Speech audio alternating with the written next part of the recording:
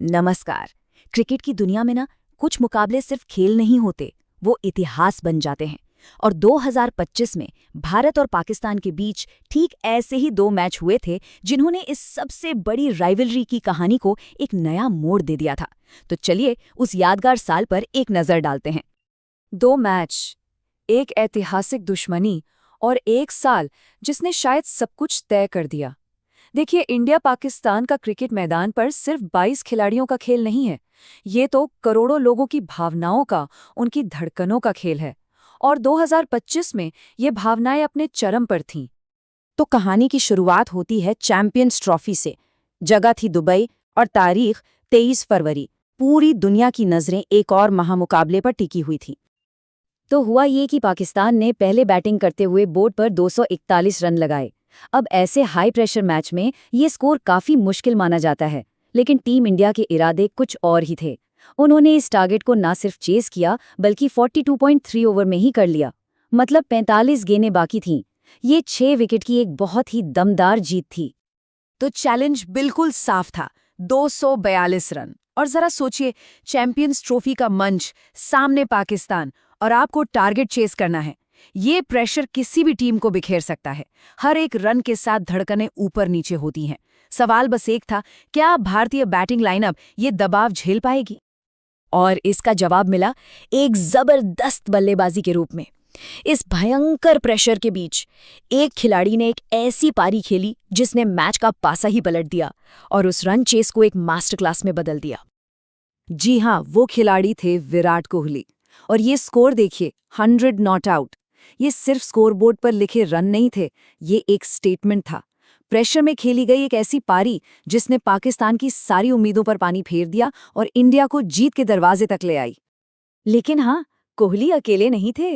उन्हें दूसरे छोर से श्रेयस अय्यर का भी बेहतरीन साथ मिला, जिन्होंने बहुत ही जरूरी 56 रन बनाए। और ये तो बैटिंग की बात हुई। इससे पहले गेंदबाजी में कुलदीप यादव ने पाकिस्तान को एक बड़े स्कोर तक पहुंचने ही नहीं दिया था। मतलब ये एक प्रॉपर टीम विक्ट्री थी। तो ये थी चैंपियंस ट्रॉफी की कहानी। अब कहानी में कुछ महीने आगे चलते हैं। तारीख है 14 सितंबर। मैदान फिर से वही दुबई, लेकिन इस बार टूर्नामेंट था एशिया कप। टीमें वही थीं, पर इस बार जीत का जो अंदाज था वो बिल्कुल अलग होने वाला था। और ये स्कोर कार्ड देखिए, ये खुद ही पूरी कहानी कह रहा है। T20 का फॉर्मेट और पाकिस्तान की टीम 20 ओवर में सिर्फ 127 रन बना पाई। आज के ज़माने में T20 में ये कोई स्कोर ही नहीं है। और जवाब में इंडिया ने तो इसे मजाक ही बना दिया।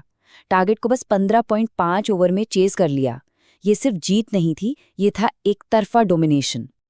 तो इस मैच की कहानी बल्ले से नहीं बल्कि गेंद से लिखी गई थी। भारतीय गेंदबाजों ने शुरू से ही ऐसा शिकंजा कसा कि पाकिस्तानी बल्लेबाजों के लिए रन बनाना तो दूर, क्रीज पर सांस लेना भी मुश्किल हो गया था। तो इस जीत की रेसिपी बिल्कुल सिंपल थी।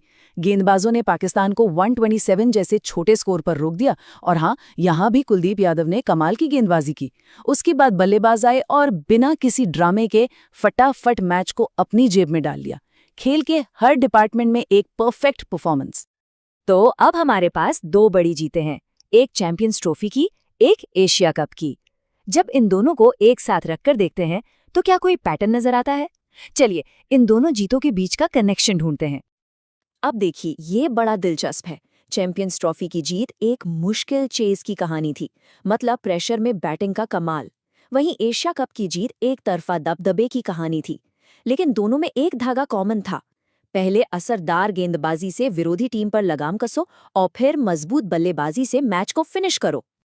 मतलब जीत का फॉर्मूला बिल्कुल साफ निकल कर आता है। गेंद से कंट्रोल और बल्ले से कॉन्फिडेंस। पहले बॉलिंग से मैच पर अपनी पकड़ बनाओ और फिर बैटिंग से पूरे आत्मविश्वास के साथ उसे अंजाम तक पहुंचाओ। 2025 में पाकिस्तान के खिलाफ भारत की सफलता का यही सीक्रेट था। तो 2025 की ये दो बड़ी जीतें तो हमने देख ली, लेकिन अब सवाल ये उठता है कि यहाँ से आगे क्या? इस जबरदस्त राइवलरी का भविष्य कैसा दिखने वाला है?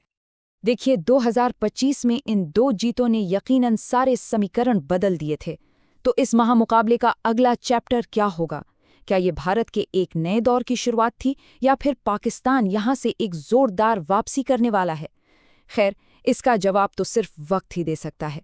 और क्रिकेट के करोड़ों फैंस को बस उसी का इंतजार रहेगा।